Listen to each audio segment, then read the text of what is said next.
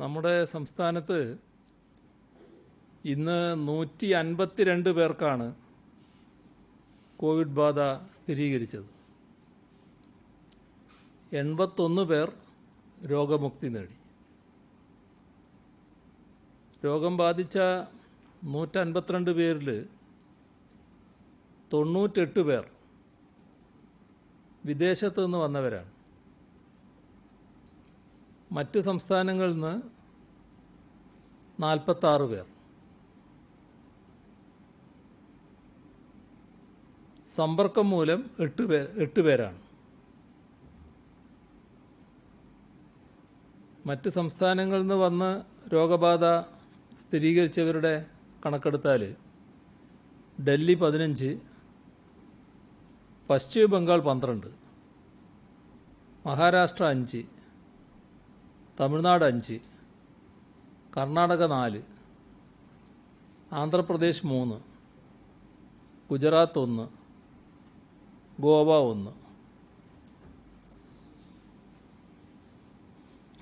പോസിറ്റീവായവരുടെ ജില്ല തിരിച്ചുള്ള കണക്ക് പത്തനംതിട്ട 25, കൊല്ലം 18, കണ്ണൂർ 17, പാലക്കാട് 16, തൃശ്ശൂർ 15, ആലപ്പുഴ 15, മലപ്പുറം 10, എറണാകുളം 8, കോട്ടയം 7, ഇടുക്കി 6, കാസർഗോഡ് 6, തിരുവനന്തപുരം 4, കോഴിക്കോട് 3, വയനാട് 2. നെഗറ്റീവായവരുടെ ജില്ല തിരിച്ചുള്ള കണക്ക് കൊല്ലം 1, പത്തനംതിട്ട 1, ആലപ്പുഴ 13, കോട്ടയം 3, ഇടുക്കി 2, കോഴിക്കോട് 35, എറണാകുളം 4, തൃശ്ശൂർ 4, പാലക്കാട് 1, മലപ്പുറം 7, കണ്ണൂർ 10. ഇന്ന് 4941 സാമ്പിളുകളാണ് പരിശോധിച്ചത്. ഇതുവരെ 3603 പേർക്കാണ് സംസ്ഥാനത്ത് രോഗം സ്ഥിരീകരിച്ചത്. ഇപ്പോൾ ചികിത്സയിലുള്ളത് 1691 പേരാണ്. 1,54,759 പേരാണ് നിരീക്ഷണത്തിൽ ഇപ്പോഴുള്ളത്. 2282 പേർ ആശുപത്രികളിലാണ്.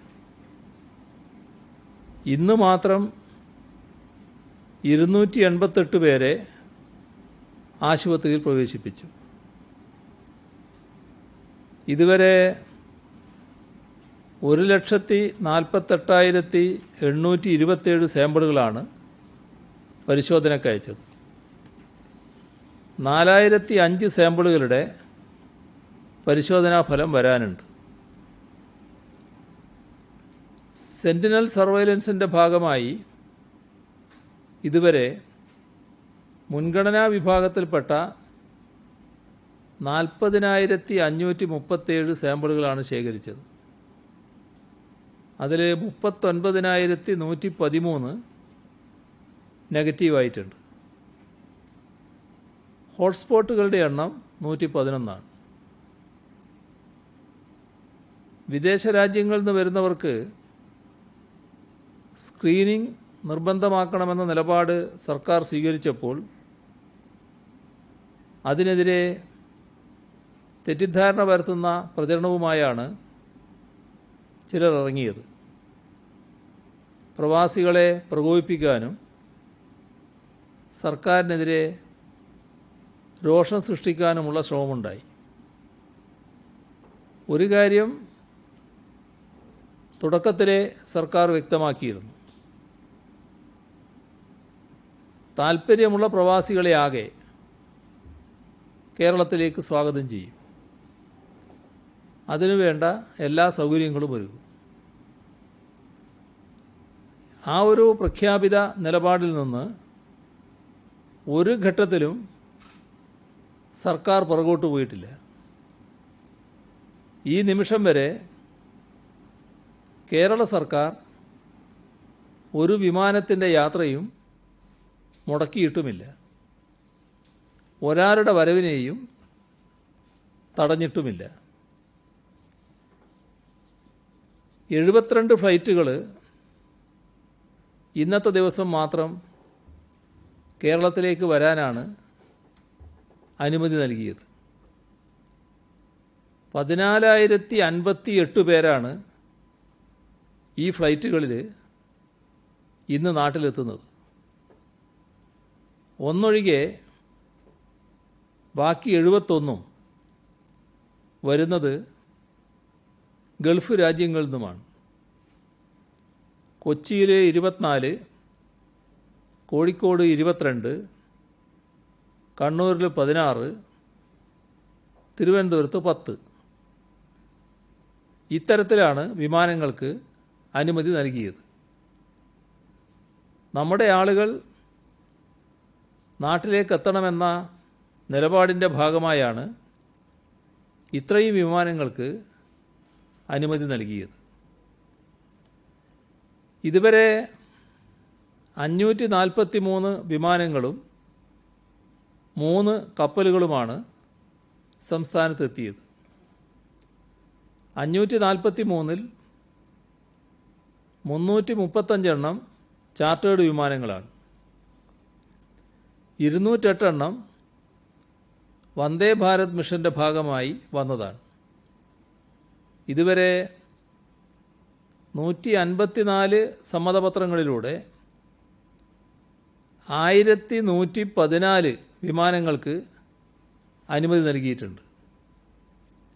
ഇതിൽ ജൂൺ 30 വരെ 462 ചാർട്ടേഡ് വിമാനങ്ങൾക്കാണ് അനുമതി നൽകിയത്. ഇതുവരെ വിദേശങ്ങളിൽ നിന്നെത്തി രോഗം സ്ഥിരീകരിച്ച ആളുകൾക്കെല്ലാം സൗജന്യമായി കേരള സർക്കാർ ചികിത്സ നൽകുന്നുണ്ട്. ഗുരുതരമായ മറ്റസുഖങ്ങളുള്ള വയോജനങ്ങൾ ഉൾപ്പെടെ ചികിത്സിച്ച് ഭേദമാക്കാൻ നമുക്ക് കഴിയുന്നുണ്ട്. നമ്മുടെ സഹോദരങ്ങൾ എപ്പോൾ തിരിച്ചെത്തിയാലും ചികിത്സ വേണ്ടി വന്നാൽ അത് ലഭ്യമാക്കുക തന്നെ ചെയ്യും. 216 ലോകരാജ്യങ്ങളിലും പ്രവിശ്യകളിലുമായി വ്യാപിച്ച രോഗമാണ് കോവിഡ്-19. ഇതുവരെ 4,80,000-ലധികം ആളുകൾ മരണമടഞ്ഞു. 90 ലക്ഷത്തിലേറെ പേർക്ക് അസുഖം ബാധിച്ചു. 38 ലക്ഷത്തോളം പേർ ഇപ്പോഴും ചികിത്സയിലാണ്. നമ്മുടെ ഒരു പ്രത്യേകത, ലോകത്താകെ വ്യാപിച്ചു കിടക്കുന്നതാണ് കേരളീയ സമൂഹം. വിദേശ രാജ്യങ്ങളിൽ നിന്ന് കോവിഡ് ബാധിച്ച് മരണമടഞ്ഞവരെക്കുറിച്ച് ഈ വേദിയിൽ തന്നെ പലതവണ പറഞ്ഞു. കേരളത്തിലേക്കുള്ള യാത്ര മുടങ്ങിയതുകൊണ്ട് മരണമടഞ്ഞവരല്ല അവരാരും. ഓരോ നാട്ടിലും ലഭ്യമായ ചികിത്സാ സൗകര്യങ്ങൾ അവർക്ക് ലഭിക്കുന്നുമുണ്ട്. പ്രവാസികളെ നാട്ടിലെത്തിക്കാൻ ഇനിയും എത്ര മരിക്കണം എന്ന തലക്കെട്ടുമായി ഒരു മാധ്യമം ലോകത്താകെ കോവിഡ് ബാധിച്ച് മരണമടഞ്ഞ കേരളീയരുടെ ചിത്രങ്ങൾ പ്രസിദ്ധീകരിച്ചത് കണ്ടു. ഭരണകൂടങ്ങൾ അനാസ്ഥ തുറന്നാൽ നാം ഇനിയും നിശബ്ദരായിരുന്നാൽ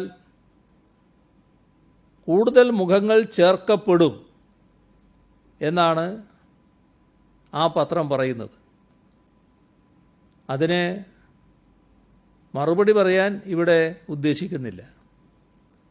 എന്നാൽ ഒരു കാര്യം ഓർക്കേണ്ടതുണ്ട്. ഈ രാജ്യങ്ങളിലെല്ലാം കേരളീയർ ഇപ്പോഴും ജീവിക്കുന്നുണ്ട്. അവർ അവിടെ തുടരുകയും വേണ്ടവരാണ്. ഈ രാജ്യങ്ങളിൽ കേരളീയർ അരക്ഷിതരാണ് എന്ന് പ്രചരിപ്പിക്കുമ്പോൾ അവിടെ ജീവിക്കുന്നവരെക്കുറിച്ച് ഓർത്തിട്ടുണ്ടോ? അവരെ എങ്ങനെ ബാധിക്കുമെന്ന് ചിന്തിച്ചിട്ടുണ്ടോ? കുത്തിത്തിരിപ്പിനൊക്കെ ഒരു അതിര് വേണം കേട്ടോ. എന്തുതരം മനോനിലയാണ് ഇങ്ങനെ പ്രചരിപ്പിക്കുന്നവത് എന്ന് നാം എല്ലാം ചിന്തിക്കണം.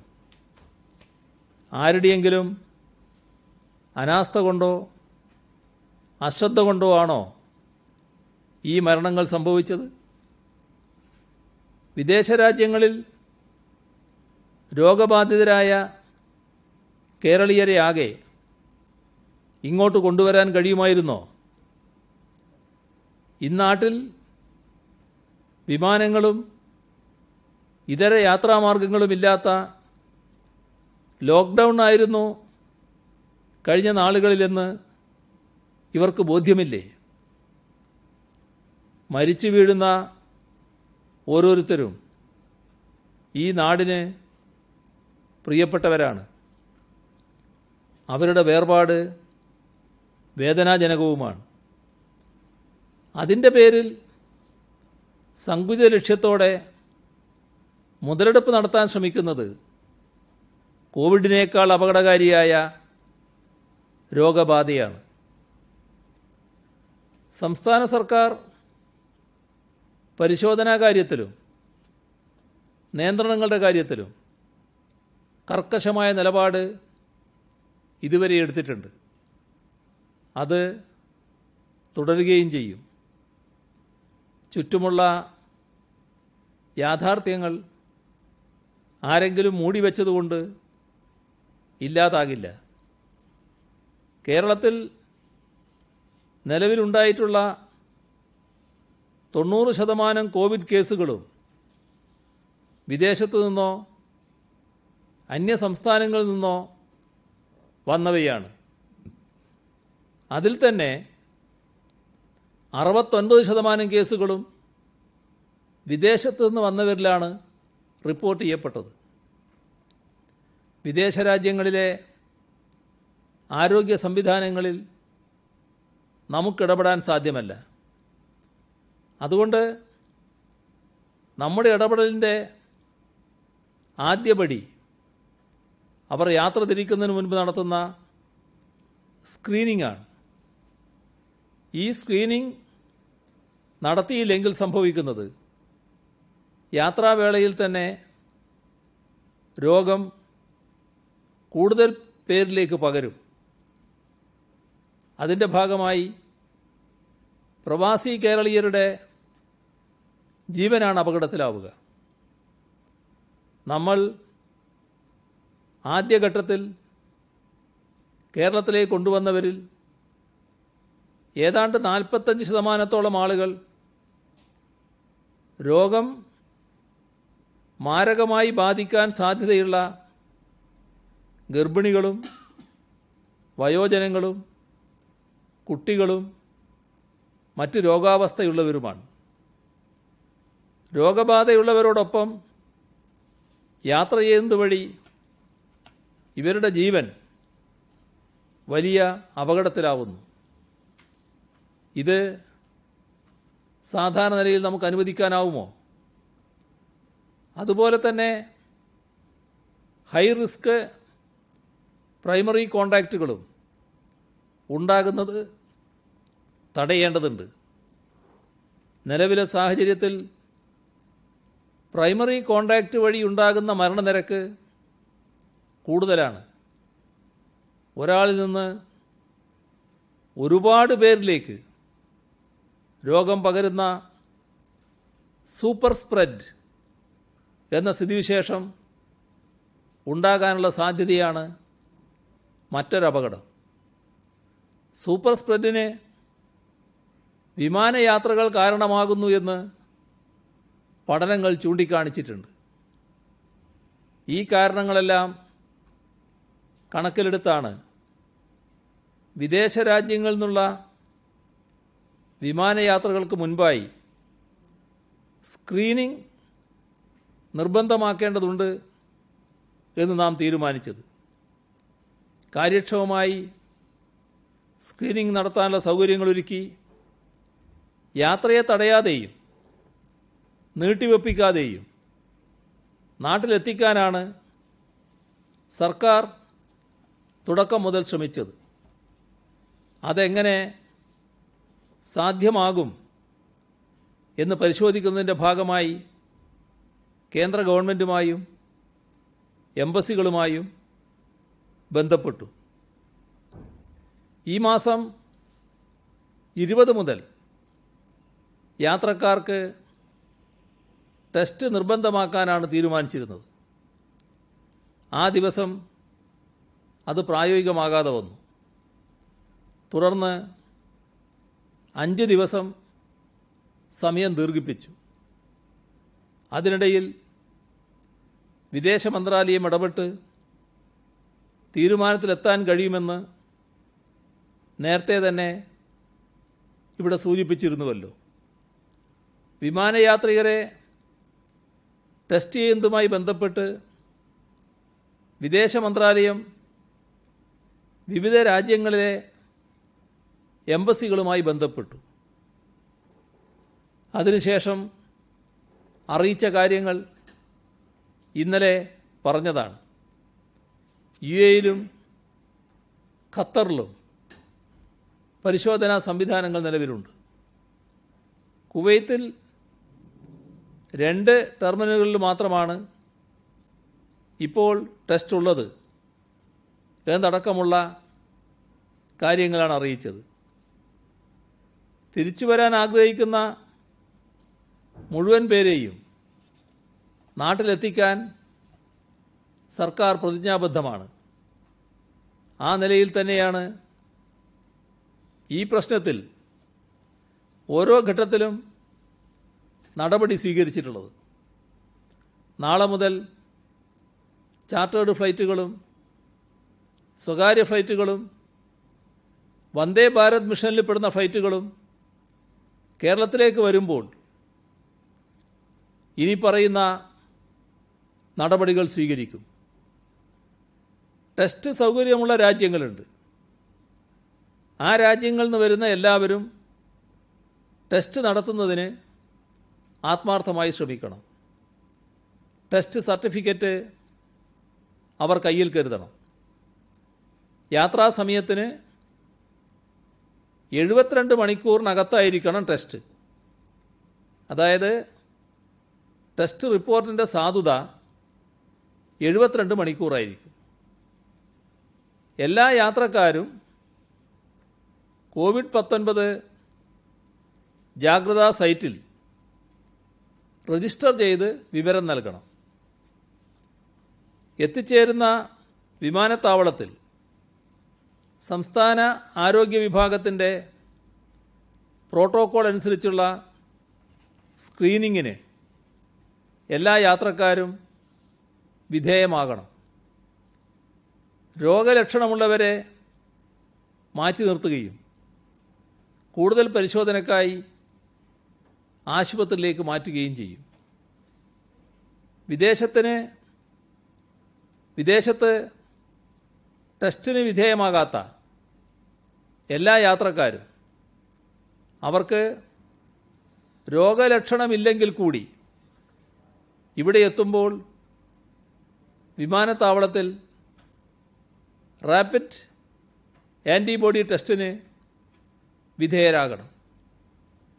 ടെസ്റ്റിൽ പോസിറ്റീവാകുന്നവർ RT-PCR അല്ലെങ്കിൽ ജീൻ എക്സ്പ്രസ് അതുമല്ലെങ്കിൽ ട്രൂനാറ്റ് ടെസ്റ്റിന് വിധേയമാകണം. ടെസ്റ്റ് റിസൾട്ട് എന്തായാലും എല്ലാ യാത്രക്കാരും സർക്കാർ നിർദ്ദേശിക്കുന്നത് പോലെ 14 ദിവസം നിർബന്ധിത ക്വാറന്റൈനിൽ പോകണം.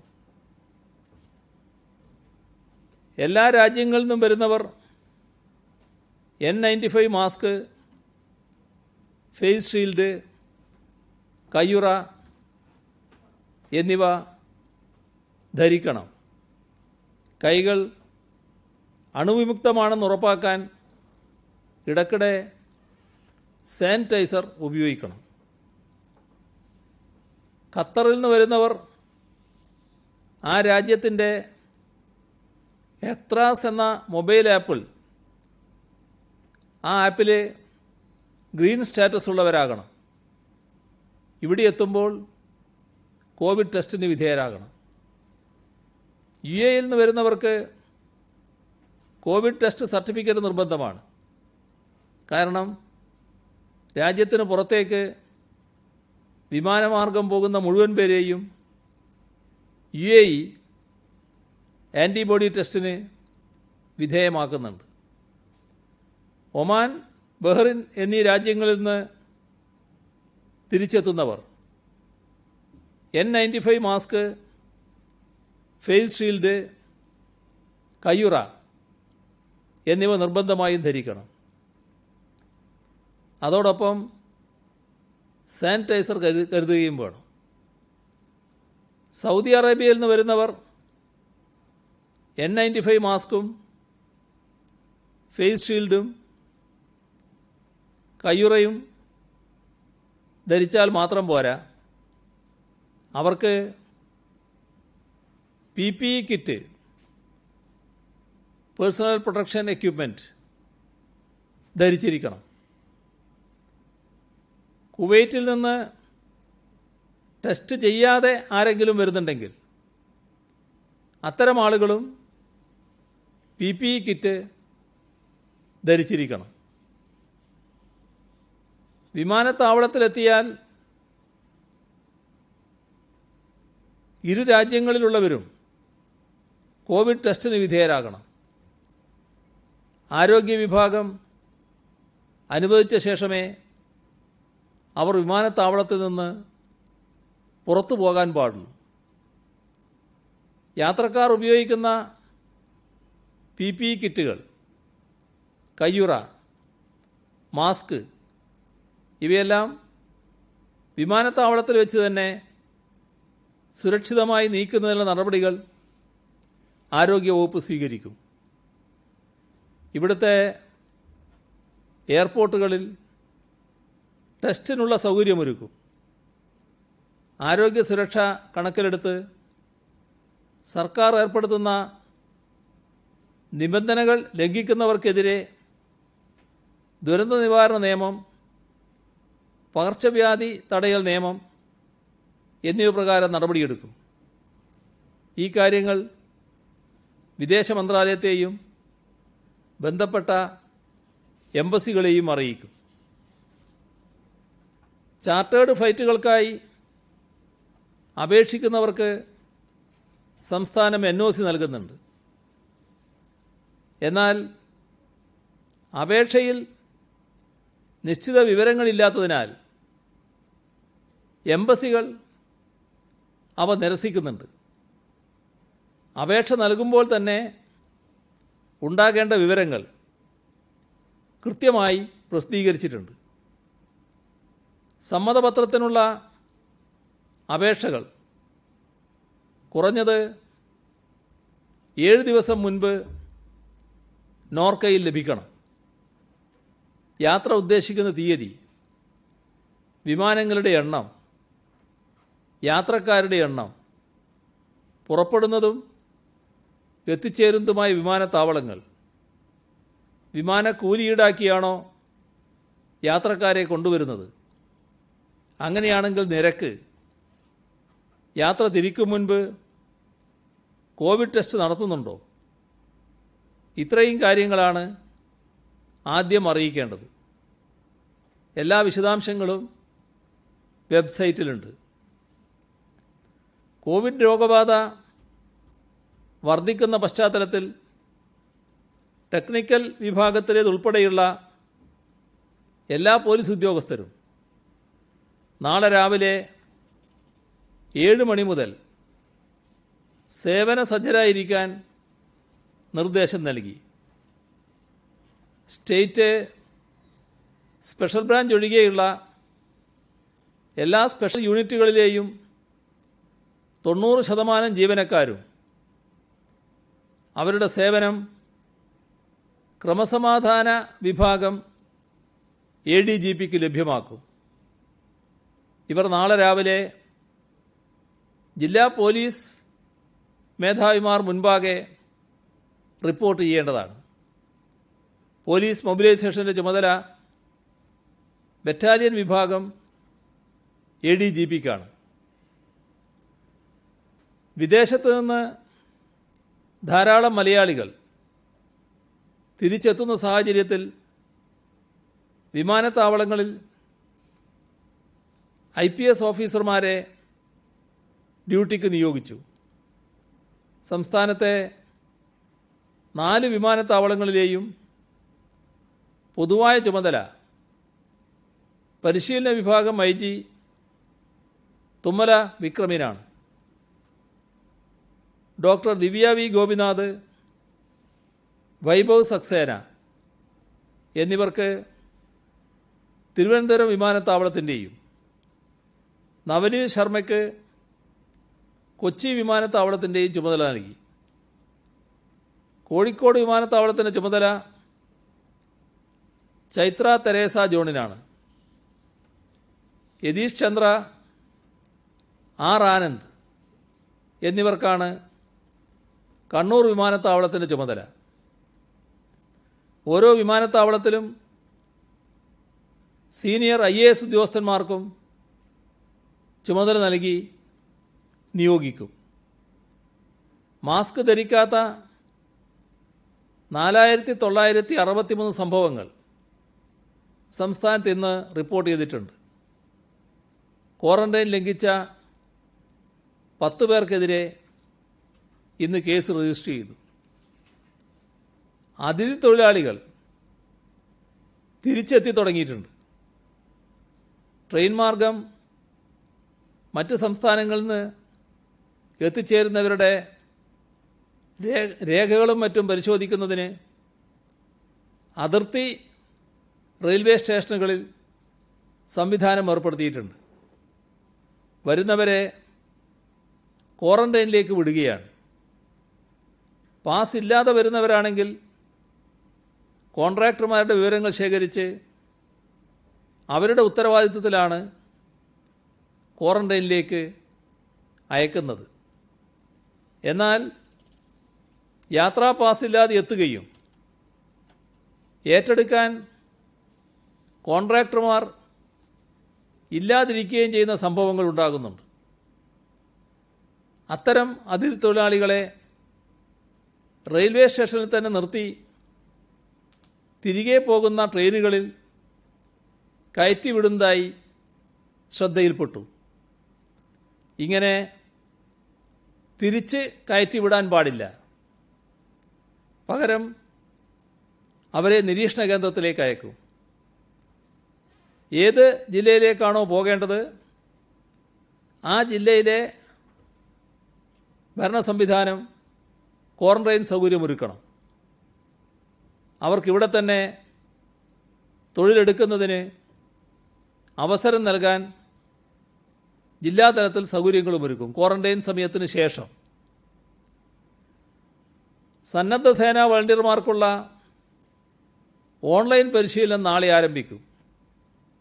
ആദ്യഘട്ടത്തിൽ പ്രീ മൺസൂൺ പരിശീലനം 20,000 പേർക്ക് നൽകും. രജിസ്റ്റർ ചെയ്ത 3.5 ലക്ഷം വളണ്ടിയർമാർക്ക് ആഗസ്റ്റ് മാസത്തോടെ പരിശീലനം നൽകും. പരിശീലനം വിജയകരമായി പൂർത്തിയാക്കുന്നവർക്ക് ID കാർഡ്, സർട്ടിഫിക്കറ്റ് എന്നിവ നൽകും. തൊഴിൽ വകുപ്പിന് കീഴിൽ പ്രവർത്തിച്ചു വരുന്ന 16 ക്ഷേമനിധി ബോർഡുകൾ 11 കുറക്കാൻ ഇന്ന് ചേർന്ന മന്ത്രിസഭാ യോഗം തീരുമാനിച്ചു. കേരള അബ്കാരി തൊഴിലാളി ക്ഷേമനിധി ബോർഡ് കേരള കള്ള് വ്യവസായ തൊഴിലാളി ക്ഷേമനിധി ബോർഡുമായും കേരള ആഭരണ തൊഴിലാളി ക്ഷേമനിധി board Kerala shops and commercial establishment തൊഴിലാളി ക്ഷേമനിധി ബോർഡുമായും സംയോജിപ്പിക്കും. കേരള ചെറുകിട തോട്ടം തൊഴിലാളി ക്ഷേമനിധി ബോർഡും കേരള ഈറ്റ, കാട്ടുവള്ളി, തഴ തൊഴിലാളി ക്ഷേമനിധി ബോർഡും കേരള ലേബർ വെൽഫെയർ ഫണ്ട് ബോർഡുമായി ചേർക്കും. കേരള ബീഡി ആൻഡ് സിഗാർ തൊഴിലാളി ക്ഷേമനിധി ബോർഡ് കേരള കൈത്തറി തൊഴിലാളി ക്ഷേമനിധി ബോർഡുമായുമാണ് സംയോജിപ്പിക്കുക. ഉയർന്ന ഭരണച്ചെലവ് കാരണം മിക്ക ക്ഷേമനിധി ബോർഡുകളും സാമ്പത്തിക പ്രതിസന്ധിയിലാണ്. പല ബോർഡുകളുടെയും നിലനിൽപ്പ് തന്നെ പ്രയാസമായിട്ടുണ്ട്. ബോർഡുകളിൽ അംഗമായ തൊഴിലാളികൾ ക്ഷേമം ഉറപ്പുവരുത്തിക്കൊണ്ട് എണ്ണം കുറയ്ക്കേണ്ടത് അനിവാര്യമായിരിക്കുന്നു. ഈ പ്രശ്നം പഠിക്കാൻ ലേബർ കമ്മീഷൻ അധ്യക്ഷനായി തൊഴിലാളി സംഘടനാ പ്രതിനിധികൾ ഉൾപ്പെടുന്ന സബ് കമ്മിറ്റി രൂപീകരിച്ചിരുന്നു. ഈ കമ്മിറ്റിയുടെ ശുപാർശ പരിഗണിച്ചാണ് 16 ബോർഡുകൾ 11 കുറക്കാൻ തീരുമാനിച്ചത്. ഇത് പ്രാവർത്തികമാക്കുന്നതിന് നിയമനിർമ്മാണം നടത്താനും തീരുമാനിച്ചിട്ടുണ്ട്. Kerala state Bharat scouts and guides സംസ്ഥാന കാര്യാലയം ദുരിതാശ്വാസ നിധിയിലേക്ക് 5 ലക്ഷം രൂപ കൈമാറി. കൂടാതെ പ്രതിരോധ പ്രവർത്തനങ്ങൾക്കായി 300 PPE കിറ്റ്, 3 ലക്ഷം മാസ്ക് എന്നിവയും വിതരണം ചെയ്തു. സംസ്ഥാനത്ത് 10 വീടുകൾ നിർമ്മിച്ചു നൽകിയതായും 40 കുട്ടികൾ TV വിതരണം ചെയ്തതായും 1000 കേന്ദ്രങ്ങളിൽ പച്ചക്കറി തോട്ടങ്ങൾ ആരംഭിച്ചതായും അറിയിച്ചിട്ടുണ്ട്. ദുരിതാശ്വാസവുമായി ബന്ധപ്പെട്ട് ആറളം ഫാം തൊഴിലാളികളും ജീവനക്കാരും ചേർന്ന് ഒരു മാസത്തെ ശമ്പളത്തിൻ്റെ ആദ്യ ഗഡു 24,19,154 രൂപ നൽകിയിട്ടുണ്ട്. കേരള സ്റ്റേറ്റ് സ്പോർട്സ് കൗൺസിൽ 11,02,777 രൂപ. പാലക്കാട് മുണ്ടൂർ ഗ്രാമപഞ്ചായത്ത് 5 ലക്ഷം. സീനിയർ സിറ്റിസൺസ് സർവീസ് കൗൺസിൽ 2,12,000 രൂപ. CPIM കോന്നി ഏരിയ സെക്രട്ടറിയായിരിക്കെ മരണമടഞ്ഞ CG ദിനേശിൻ്റെ സ്മരണാർത്ഥം കുടുംബം 50,000 രൂപ. AIYF കാഞ്ഞങ്ങാട് മണ്ഡലം കമ്മിറ്റി ബിരിയാണി ചലഞ്ചിലൂടെ സമാഹരിച്ച 70,000 രൂപ. ഇടുക്കി പൂമാല ട്രൈബൽ എക്സ്റ്റൻഷൻ ഓഫീസിലെ ST പ്രൊമോട്ടർമാർ 15,000 രൂപ. കണ്ണൂരിലെ സിവിൽ ഡിഫൻസ് വളണ്ടിയർമാർ പാഴ്വസ്തുക്കൾ വിറ്റ് സ്വരൂപിച്ച 10,000 രൂപ. ഇത്രയാണ് ഇന്ന് പറയാനുള്ള കാര്യങ്ങൾ. PPE കിറ്റുകൾ എയർലൈൻ കമ്പനികളോ ചാർട്ടർ ചെയ്യുന്ന ഏജൻസികളോ നൽകാനാണ് നിർദ്ദേശം. അതിന് അവർ സമ്മതം അറിയിച്ചിട്ടുണ്ടോ? ഈ കമ്പനികൾ സമ്മതം അറിയിച്ചിട്ടുണ്ടോ? അതുപോലെ തന്നെ ചാർട്ടർ ഏജൻസികൾ ഇത് സമ്മതം അറിയിച്ചിട്ടുണ്ടോ? പിന്നെ ഈ PPE കിറ്റുകൾ ദീർഘനേരം ഇത് ധരിച്ചുകൊണ്ട് യാത്ര എത്രത്തോളം ആരോഗ്യപരമാണെന്ന് കൂടി വിലയിരുത്തിയിട്ടുണ്ടോ? ഇപ്പം തന്നെ നമ്മുടെ സംസ്ഥാനത്തേക്ക് വരുന്ന ചില യാത്രക്കാർ PPE കിറ്റ് ധരിച്ച് യാത്ര ചെയ്യുന്നുണ്ട്. കാരണം അത് ആരോഗ്യ സംരക്ഷണത്തിന് ഏറ്റവും ഉതകുന്നതാണ്. ഇതിൻ്റെ ഭാഗമായി കുറച്ച് വിഷമം ഉണ്ടാകുന്നുള്ളത് ശരിയാണ്. കുറച്ച് വേർക്കുകയൊക്കെ ചെയ്യും സാധാരണ നിലക്ക്. പക്ഷേ നമുക്കറിയാം, എയർക്രാഫ്റ്റിനകത്ത് സാധാരണഗതിയിൽ അങ്ങനെ ചൂട് അനുഭവപ്പെടില്ല. അതുകൊണ്ട് ആ വിഷമം ഉണ്ടായാലും ആരോഗ്യം സംരക്ഷിക്കുക എന്നുള്ളത് പ്രധാനമാണല്ലോ. അതിനുവേണ്ടി ഈ PPE കിറ്റ് വേണം. ഇപ്പോൾ PPE കിറ്റ് വേണമെന്ന് പറഞ്ഞത് സൗദിയിലാണ്. ഈ രാജ്യങ്ങളിൽ ഇന്നത്തെ നമ്മുടെ നില നോക്കിയാൽ ഏറ്റവും കൂടുതൽ തോതിൽ രോഗബാധിതരുണ്ടാകുന്ന ഒരു രാജ്യമാണ് സൗദി, ഇവിടെ വന്നവരുടെ കണക്കെടുത്താൽ. പിന്നെ അതിനേക്കാളും കൂടുതലുള്ളത് കുവൈറ്റിലാണ്. കുവൈറ്റിൽ പരിശോധനാ സംവിധാനം ഉള്ളതുകൊണ്ടാണ് അവിടെ എല്ലാവർക്കും പറയാത്തത്. പരിശോധന നടപ്പിലാക്കാൻ കഴിയുമെന്നാണ് പറഞ്ഞിട്ടുള്ളത്. പരിശോധന അവിടെ നടപ്പാക്കാൻ കഴിയാത്തവരുണ്ടെങ്കിൽ, പരിശോധനയ്ക്ക് വിധേയരാകാൻ പറ്റാത്തവരുണ്ടെങ്കിൽ അവരും PPE കിറ്റ് ധരിക്കണം. അപ്പോൾ PPE കിറ്റ് ഇപ്പോൾ കിട്ടാൻ പ്രയാസമുള്ളതല്ല, സുലഭമായി കിട്ടുന്നതാണ്. അത് ധരിച്ചുകൊണ്ട് വരാവുന്നതാണ്. ഈ കമ്പനികൾ നൽകാൻ തയ്യാറാണെന്ന് അറിയിച്ചിട്ടുണ്ട് സീമ, അല്ലെങ്കിൽ അതിന് പ്രത്യേക ചാർജ് ഈടാക്കുകയോ അങ്ങനെ എന്തെങ്കിലും ഉണ്ടാവുന്ന ആശങ്ക കൂടി പ്രവാസികളുടെ ഭാഗത്ത് വരുന്നുണ്ട്. പ്രത്യേക വിമാന ടിക്കറ്റിൽ നിരക്ക് വർദ്ധിപ്പിക്കുമോ, അതിന് വേറെ നിരക്ക് ഈടാക്കുമോ, അത്തരം ആശങ്ക കൂടി വരുന്നുണ്ട്. കമ്പനികൾ ഇത് സമ്മതം അറിയിച്ചിട്ടുണ്ടോ? അല്ല, PPE കിറ്റ് സാധാരണ യാത്രക്കാർ തന്നെ ചെയ്യേണ്ടി വരും. അത് ഇപ്പോൾ യാത്രക്കാരുമായിട്ട് അതിൻ്റെ കാര്യത്തിൽ ധാരണ ഉണ്ടാക്കണം. ഇവിടെ അതിന് യാത്ര ചെയ്യുന്നവർ PPE കിറ്റ് ധരിച്ചിരിക്കണം, അവിടുന്ന് വരുന്നവർ. അതാണ് വ്യവസ്ഥ. PPE കിറ്റും മാസ്കുമായിട്ട് ധരിച്ച് പ്രവാസികൾ വരട്ടെ എന്ന തീരുമാനം നേരത്തെ എടുത്തിരുന്നെങ്കിൽ ഈ വിവാദം ഒഴിവാക്കിക്കൂടായിരുന്നു. ഈ സർക്കാർ ഈ സർട്ടിഫിക്കറ്റ് വേണമെന്നുള്ളത് അനാവശ്യ വാശിയാണ് എന്ന പ്രതിപക്ഷത്തിന്റെ വാദം ഇപ്പോൾ ശരിയാവുകയല്ലേ ചെയ്തത്? അതല്ല വസ്തുത. ഇത് സാധാരണഗതിയിൽ സർട്ടിഫിക്കറ്റ് ഉണ്ടാവുക എന്നുള്ളത് അവിടെ പരിശോധന നടത്തലാണ് പ്രധാനം. ആ പരിശോധനയ്ക്ക് ഇന്ത്യ ഗവൺമെൻറ്റും ശ്രമിച്ചു. പക്ഷേ ഇന്ത്യ ഗവൺമെൻറ് ഇപ്പോൾ പറഞ്ഞത് അവരുടെ ശ്രമത്തിൻ്റെ ഭാഗമായി ഇപ്പോൾ കാര്യങ്ങൾ വിജയിച്ചിട്ടില്ല. ആ ശ്രമം അവർ തുടരുന്നുണ്ട്. അതേത് ഘട്ടത്തിലും അതിന് നല്ല ഫലം ഉണ്ടാകുമെന്ന് തന്നെയാണ് പ്രതീക്ഷിക്കാവുന്നത്. ഏറ്റവും നല്ലത് പരിശോധിച്ച് വരൽ തന്നെയാണ്. ഈ രോഗവ്യാപനം വർദ്ധിച്ചു വരികയാണ്. അതിന്റെ അടിസ്ഥാനത്തിൽ തിരുവനന്തപുരം നഗരത്തിലൊക്കെ ഈ നിയന്ത്രണം കർശനമാക്കി. സംസ്ഥാനത്തിന് മറ്റെവിടെയെങ്കിലും ഇങ്ങനെ നിയന്ത്രണം കർശനമാക്കാൻ വല്ല സാധ്യതകൾ എന്തെങ്കിലും ആലോചനയിലുണ്ടോ? രോഗവ്യാപനത്തിൻ്റെ തോതനുസരിച്ച് കർശനമായ നിലപാടുകൾ എടുക്കേണ്ടി വരുമെന്ന് തന്നെയാണ് കാണുന്നത്. അതിലൊന്ന് തിരുവനന്തപുരത്ത് തലസ്ഥാന നഗരി എന്ന നിലക്ക് കുറച്ച് നിയന്ത്രണം വിട്ടു പോകുമ്പോൾ കൂടുതൽ നിയന്ത്രണങ്ങൾ ഏർപ്പെടുത്തേണ്ടതായി വന്നു. മറ്റു ചില പ്രദേശങ്ങളിലും നിങ്ങൾ സൂചിപ്പിച്ചതുപോലെ അത് വേണ്ടതായി വരും. ഈ വരുന്നവരെല്ലാം എയർപോർട്ടിൽ വെച്ച് പരിശോധന നടത്തണമെന്നല്ലേ പറയുന്നത്. അത് എത്ര സമയം കൊണ്ട് റിസൾട്ട് അറിയാൻ കഴിയും? എത്ര സമയമായ റിസൾട്ടോ? റിസൾട്ട് വേഗം അറിയും. ഈ പറയുന്ന റിസൾട്ട് അറിയുന്നതിന് അധിക താമസം എടുക്കില്ല. അതുവരെ അവരെ എയർപോർട്ടിൽ തന്നെ നിൽക്കുമോ അതോ സർക്കാർ വേറെ ക്വാറന്റൈൻ കേന്ദ്രത്തിലേക്ക് മാറ്റുമോ? ഇല്ല, എയർപോർട്ടിൽ തന്നെ അതിനുള്ള സൗകര്യങ്ങൾ ഉണ്ടാക്കും. അവിടെ നിന്നുകൊണ്ട് പരിശോധന നടത്തി അവിടെ നിന്ന് യാത്ര ചെയ്യാനുള്ള സംവിധാനങ്ങൾ ഉണ്ടാക്കും. ബാലാവകാശ കമ്മീഷൻ അധ്യക്ഷ സ്ഥാനത്തേക്കുള്ള നിയമനത്തിന് മന്ത്രിസഭ അംഗീകാരം നൽകിയിട്ടുണ്ടോ? അങ്ങനെയെങ്കിൽ ആരാണ്, എന്താണ് അദ്ദേഹത്തിന്റെ യോഗ്യത? ബാലാവകാശ കമ്മീഷൻ ചെയർമാനെ നിശ്ചയിക്കുന്നത് സാധാരണഗതിയിലുള്ള മാനദണ്ഡങ്ങൾ വെച്ചുകൊണ്ടാണ്. അതനുസരിച്ച് അതിനൊരു അപേക്ഷ ക്ഷണിച്ചു. അതിൽ ക്വാളിഫൈഡ് ആയവരെ ഇൻ്റർവ്യൂ ചെയ്ത് ഇൻ്റർവ്യൂവിൻ്റെ ഭാഗമായി ആരാണോ യോഗ്യനായിട്ടുള്ളത് ആ ആളെ ശുപാർശയായി വന്നു. ആ ആൾക്ക് അംഗീകാരം കൊടുത്തു. അതാണ് ഉണ്ടായില്ല. അതാണ് മനോജ് കുമാർ എന്ന ഇപ്പോഴത്തെ ബാലാവകാശ കമ്മീഷൻ ചെയർപേഴ്സൺ. അഭിമുഖം സംബന്ധിച്ച് ആക്ഷേപം ഉയർന്നിട്ടുണ്ട്. ആ ഇന്റർവ്യൂവിൽ ജില്ലാ ജഡ്ജിമാരുണ്ടായിരുന്നു, ബാലാവകാശ പ്രവർത്തനങ്ങളിൽ സജീവമായ അരഡസൻ വിദഗ്ധരുണ്ടായിരുന്നു. അവരെ മറികടന്നാണ് ഒരു PPI അംഗമായി എന്ന ലേബലിലുള്ള മനോജ് കുമാർ നിയമിച്ചുവെന്നാണ് ആക്ഷേപം. ഈ ഇൻ്റർവ്യൂ ബോർഡിന് ഏറ്റവും യോഗ്യനായി കണ്ടയാളെയാണ് സാധാരണ അതിൻ്റെ ഭാഗമായി തിരഞ്ഞെടുക്കുക. അതിൽ ഇദ്ദേഹം ഇക്കാര്യത്തിൽ നല്ല യോഗ്യതയുള്ളയാളാണ്. നല്ല തോതിൽ ബാലാവകാശങ്ങളുമായി ബന്ധപ്പെട്ട് പ്രവർത്തിക്കാൻ പറ്റുന്നയാളാണ്. അതിൻ്റെ ഭാഗമായി തന്നെയാണ് അദ്ദേഹത്തെ എടുത്തത്. അതിനകത്ത് സ്വാഭാവികമായും ഉണ്ടായിരുന്ന മറ്റാളുകൾക്ക് അതിൽ ചിലപ്പോൾ പരാതി ഉണ്ടായി എന്ന് വരാം.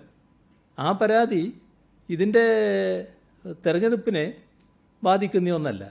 തെരഞ്ഞെടുപ്പ് അവരുടെ ശരിയായ ബുദ്ധി ഉപയോഗിച്ചുകൊണ്ട് തന്നെ നടത്തിയിട്ടുള്ളതാണ്. നല്ല വിവേചനാധികാരം ഉപയോഗിച്ച് തന്നെയാണ് എടുത്തിട്ടുള്ളത്. യോഗ്യനായിട്ടുള്ള ആളെ തന്നെയാണ് തിരഞ്ഞെടുത്തിട്ടുള്ളത്. ഇതിലിപ്പോൾ ഈ മാനദണ്ഡങ്ങളിൽ ഇളവ് വരുത്തി എന്നുള്ളതാണ് ഒരു ആക്ഷേപം. രണ്ടാമത് CPM-മായി ബന്ധമുള്ള ആളാണെന്നുള്ള രീതിയിലുള്ള ആക്ഷേപം വരുന്നത്. ഇതിൽ ഒരു മാനദണ്ഡത്തിലും ഇളവ് വരുത്തിയിട്ടില്ല. എന്താണോ ഇതുമായി ബന്ധപ്പെട്ട നിയമം, എന്താണോ അതുമായി ബന്ധപ്പെട്ട ചട്ടം, ആ നിയമത്തിലും ചട്ടത്തിലും നിന്നുകൊണ്ട് തന്നെയാണ് ഈ തെരഞ്ഞെടുപ്പുകളെല്ലാം നടത്തിയിട്ടുള്ളത്. ഒരു ചട്ടത്തിലും ഇളവ് വരുത്തിയിട്ടില്ല. മാനദണ്ഡങ്ങളിലെ ഇളവ് CM-നെ ശ്രദ്ധയിൽപ്പെടുത്തുകയാണ്. 2017 പ്രധാന മാനദണ്ഡമായി പറഞ്ഞത് ഈ കുട്ടികളുടെ ക്ഷേമ പ്രവർത്തനങ്ങളിൽ പ്രവൃത്തി പരിചയം, അന്താരാഷ്ട്ര ദേശീയ അംഗീകാരങ്ങൾ, ഒപ്പം തന്നെ ഗവൺമെന്റ് സെക്രട്ടറി തലത്തിലോ അതിന് മുകളിലോ പ്രവർത്തിച്ച ഉദ്യോഗസ്ഥ തല പരിചയം. പക്ഷേ 2020 ആയപ്പോൾ അത് person of eminence in in child welfare activities മാത്രമായി ലഘൂകരിച്ചിട്ടുണ്ട്. ഇത് മനോജ് കുമാറിന്റെ നിയമനത്തിലേക്ക് വഴിവെച്ചിട്ടുണ്ടോ? അത് ആക്ടിലോ ഈ പറഞ്ഞ ചട്ടത്തിലോ ഉള്ള വ്യവസ്ഥയായിരുന്നില്ല. അങ്ങനെ ഒരു വ്യവസ്ഥ ചട്ടത്തിലില്ല, ആക്ടിലുമില്ല. യഥാർത്ഥത്തിൽ എന്തോ പ്രത്യേക ഉദ്ദേശത്തോടെ ഒരു കാലത്ത് അങ്ങനെ ഒരു വ്യവസ്ഥ വെച്ചിരുന്നു. അത് വസ്തുതയാണ്. അത് പിന്നീട് വെച്ചൊരു വ്യവസ്ഥയാണ്. അത് ചട്ടത്തിലുണ്ടായ വ്യവസ്ഥയല്ല. ചട്ടത്തിൽ ഇപ്പോഴും അതില്ല. ആ വ്യവസ്ഥയനുസരിച്ച് കാര്യങ്ങൾ നീക്കിയപ്പോൾ അത് കഴിഞ്ഞ് രണ്ടാമതൊരു ഘട്ടം വന്നപ്പോൾ അത് വെച്ചുകൊണ്ട് അപേക്ഷ ക്ഷണിച്ചപ്പോൾ ആരും ആ തരത്തിൽ അപേക്ഷിക്കാനുണ്ടായിരുന്നില്ല. അത് നിങ്ങൾ പറഞ്ഞ വർഷമായിരിക്കാം, ഈ പറഞ്ഞ 2017. അതിന് മുമ്പിലുള്ള നിയമനത്തിനാണ് ഇത് ബാധകമാക്കിയത്. എന്നിട്ട് അങ്ങനെയൊരു നിയമനം നടക്കാൻ ശ്രമിച്ചപ്പോൾ ആരും ഇല്ല എന്ന് വന്നപ്പോൾ സ്വാഭാവികമായും ആ വ്യവസ്ഥയിൽ നിന്ന് മാറ്റം വന്നു. അങ്ങനെയാണ് പിന്നെ പരസ്യപ്പെടുത്തിയത്. അതാണ് ഇപ്പോൾ തുറന്നു വരുന്നത്. ഞാൻ പറഞ്ഞത് എന്താ, ഇവിടെ നിയമം ചട്ടവും ഉണ്ടായിട്ടുണ്ട്. ആ നിയമത്തിലും ചട്ടത്തിലും വ്യവസ്ഥകളുണ്ട്. ആ വ്യവസ്ഥകളിൽ ഒരു മാറ്റവും വരുത്തിയിട്ടില്ല. ആ വ്യവസ്ഥകൾ തന്നെയാണ് പാലിച്ചു പോയത്. അങ്ങനെയെങ്കിൽ അഭിമുഖത്തിന് നേതൃത്വം നൽകിയ സാമൂഹ്യനീതി വകുപ്പ് മന്ത്രിയുണ്ട്. ഈ ആക്ഷേപം ഉയർന്ന സാഹചര്യത്തിൽ മനോജ് കുമാറിന് കണ്ട ഒരു പ്രത്യേക യോഗ്യത എന്താണെന്ന് പൊതുസമൂഹത്തോട് പറയാൻ കഴിയും? അദ്ദേഹത്തിന് ഇതിന് പരമയോഗ്യനായത് തന്നെ, അത് തന്നെയാണ് ഏറ്റവും വലിയ യോഗ്യത. നല്ല രീതിയിൽ കാര്യങ്ങൾ നിർവഹിക്കാൻ പറ്റും. നല്ല ചുറുചുറുക്കുള്ള ആളാണ്. കാര്യങ്ങൾ നല്ല ഭംഗിയായി നിർവഹിക്കാൻ പറ്റും. ഈ COVID-19 സർട്ടിഫിക്കറ്റ് നിർബന്ധമാക്കിയതിനു ശേഷം അതിൽ നിന്ന് ഇപ്പോൾ പിന്നോട്ട് പോകേണ്ട ഒരു സാഹചര്യം എന്താണ്? ഈ പ്രതിഷേധം ശക്തമായെന്ന് പറഞ്ഞു. പിന്നെ CM മറ്റൊരു കാര്യം കൂടെ പറഞ്ഞു, ആരൊക്കെ ഒരു കുത്തിത്തിരിപ്പുണ്ടെന്ന് പറഞ്ഞു. ഇതൊന്ന് വ്യക്തമാക്കാമോ? ആരാണ്? COVID-19 സർട്ടിഫിക്കറ്റിൽ നിന്ന് ഞങ്ങൾ പുറകോട്ട് പോയിട്ടില്ല. COVID-19 സർട്ടിഫിക്കറ്റ് വേണമെന്നുള്ളിടത്ത് തന്നെയാണ് ഞങ്ങൾ നിൽക്കുന്നത്. പക്ഷേ ഇന്ത്യ ഗവൺമെൻറ് പറയുന്നത് മാത്രമേ സാധാരണഗതിയിൽ വിദേശത്ത് നടപ്പാക്കാൻ പറ്റൂ. അവർ ശ്രമിച്ചിട്ട് അത് നടപ്പാക്കാനാവുന്നില്ല. ആ വിവരം ഞങ്ങളെ അറിയിച്ചു.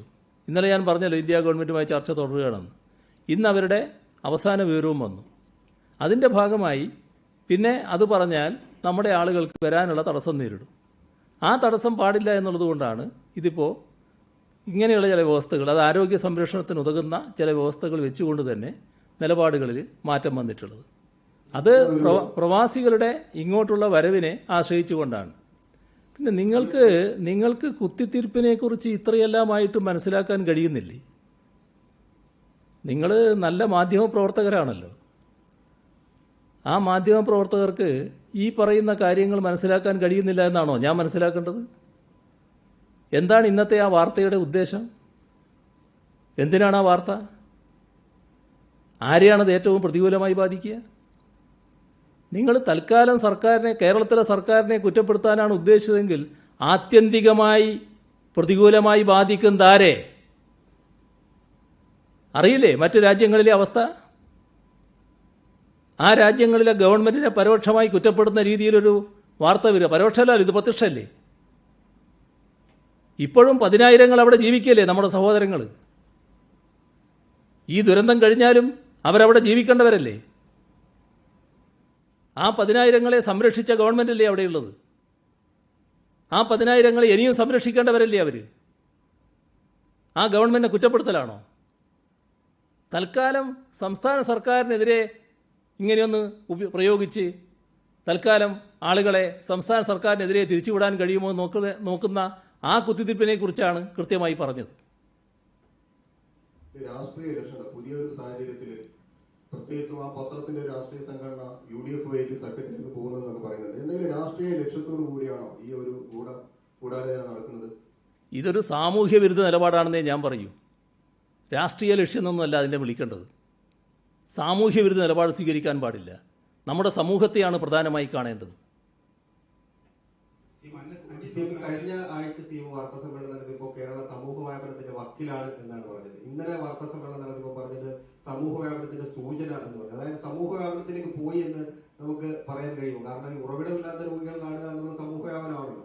ഇല്ല. ആ തരത്തിൽ അതിനെ എടുക്കേണ്ടതില്ല. സമൂഹ വ്യാപനത്തിലേക്ക് നമ്മൾ ഇപ്പോഴും എത്തിയിട്ടില്ല. എന്നാൽ സമൂഹവ്യാപന ഭീഷണി ഒഴിഞ്ഞു എന്നൊരു കാരണവശാലും കാണാൻ പറ്റില്ല. ഒരു ആശ്വാസകരമായ അന്തരീക്ഷമായി എന്ന് പറയത്തക്ക അവസ്ഥ വന്നിട്ടില്ല. അതുകൊണ്ടാണ് നാം ജാഗ്രത തുടരണമെന്ന് പറയുന്നത്. ആ ജാഗ്രത നല്ല രീതിയിൽ തന്നെ തുടരേണ്ടതായിട്ടുണ്ട്. നമ്മുടെ ശാരീരിക അകലം പാലിക്കൽ, മാസ്ക് ധരിക്കൽ, ആവശ്യമായ ജാഗ്രതയെല്ലാം പാലിക്കൽ, ഇതൊക്കെ നമ്മൾ ഒരു ശീലമാക്കി തന്നെ തുടരേണ്ടതായിട്ടുണ്ട്. സംസ്ഥാനത്ത് പോയിട്ട് വരുന്നവർക്ക് അല്ലെങ്കിൽ ഈ സംസ്ഥാനത്ത് ബിസിനസ് സ്ഥാപനങ്ങളുള്ളവർക്ക് ഈ ക്വാറന്റീനിന്റെ കാര്യം എങ്ങനെ? 2 ദിവസമൊക്കെ അവർക്ക് ആ ബിസിനസ് സ്ഥാപനത്തിലേക്ക് പോയിട്ട് വരുമ്പോൾ അവിടെ ക്വാറന്റൈനിൽ നിൽക്കേണ്ട ഒരു സാഹചര്യമുണ്ടോ? തിരിച്ചു വരുമ്പോൾ ഇവിടെ ക്വാറന്റൈനിൽ കഴിയേണ്ട സാഹചര്യമുണ്ടോ?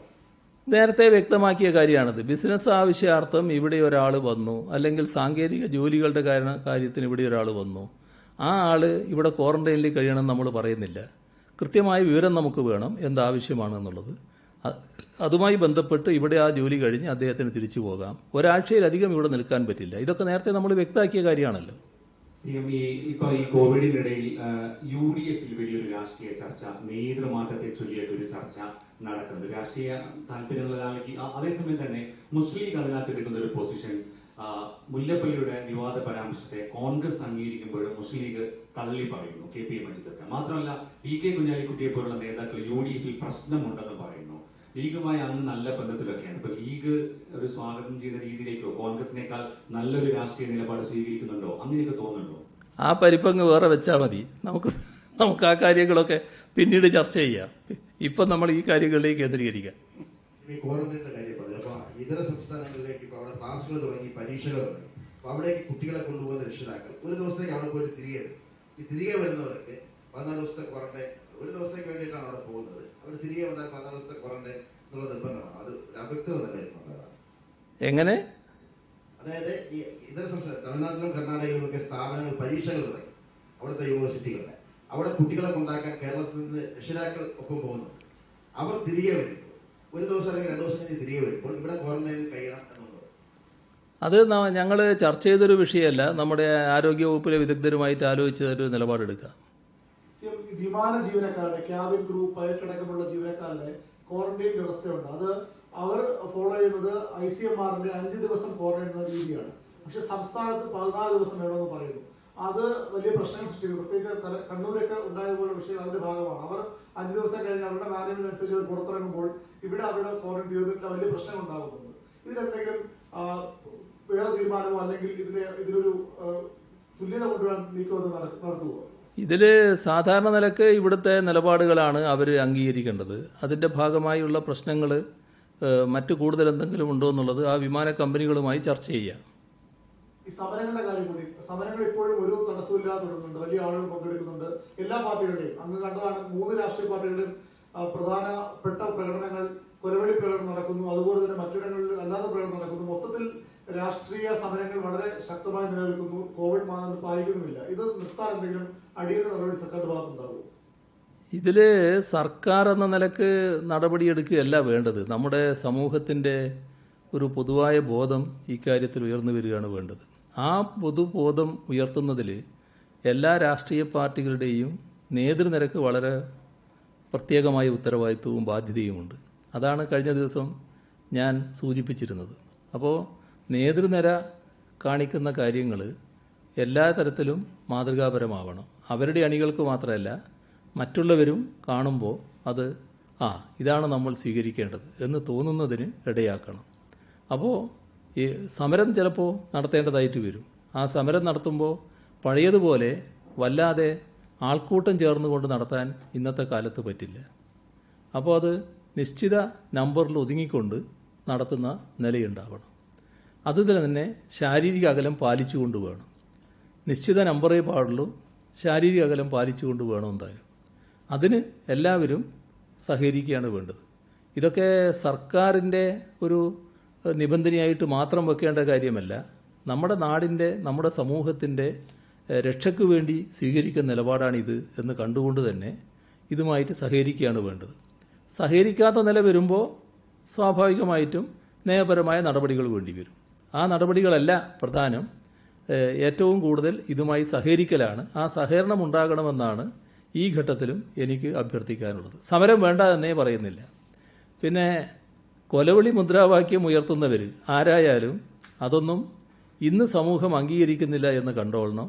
അത് പൊതുവിൽ നമ്മുടെ സമൂഹം അംഗീകരിക്കാത്തൊരു കാര്യമാണെന്ന് കണ്ടുകൊണ്ട് സ്വയം തിരിച്ചറിഞ്ഞ് ശരിയായ നില സ്വീകരിച്ചു പോകണം. അപ്പോൾ നമുക്ക് പിന്നെ കാണാം.